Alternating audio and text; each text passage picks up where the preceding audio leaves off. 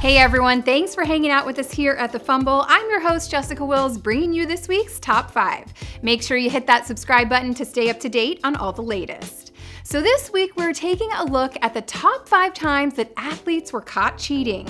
With replay today, it's hard to imagine that anyone could even think they can get away with these kinds of shenanigans. Pro tip to all you athletes out there are a million cameras everywhere and they catch everything. But you know what they say? If you ain't cheating, you ain't trying. So let's take a look at some of the most memorable cheaters out there. Number 5, Bill Belichick and the Patriots Spygate. He may be one of football's most brilliant minds, but Bill Belichick isn't above a little cheating. In 2007, the Pats were discovered to be videotaping the Giants' defensive coaches' signals during their game. This was a big no-no, and Belichick was hit with the largest fine ever imposed on an NFL coach, having to pay $500,000.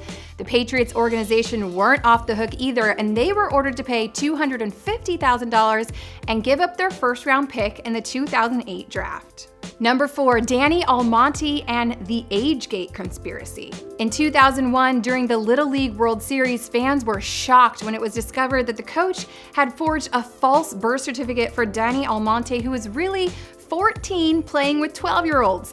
This was especially shocking since the Little League World Series is supposed to represent all that is pure in youth sports. The Little League World Series is played by 12-year-olds, and Almonte was pitching 70-mile-per-hour fastballs, which he was just pulverizing kids at the plate. For reference, a kid throwing 70 miles per hour would be like a major league pitcher throwing 90 miles per hour. Another team, not believing the hype on this kid, hired a private investigator to find out Almonte's true age, and there was an outcry for the integrity of the game when the news broke. Number 3, Tom Brady and Deflategate. This one is seriously controversial. Tom Brady was ultimately suspended for the first 4 games of the 2016 season, and since he was suspended, I counted this as cheating, but did he really do it? The NFL hired attorney Ted Wells, who was supposed to be an independent party, but he really wasn't, and he worked closely with executive BP of the NFL, Jeff Pash, during the whole investigation process. Their investigation concluded that it was more probable than not that someone deliberately released air from 12 footballs in question. And while it never said who actually did it, it said that Tom Brady was generally aware that it happened. There was a ton of scientific evidence to support that footballs naturally deflate in cold weather, and scientists and professors came on record after the fact saying so, but I guess your love or hate for the Patriots will probably decide which side of the fence you stand on.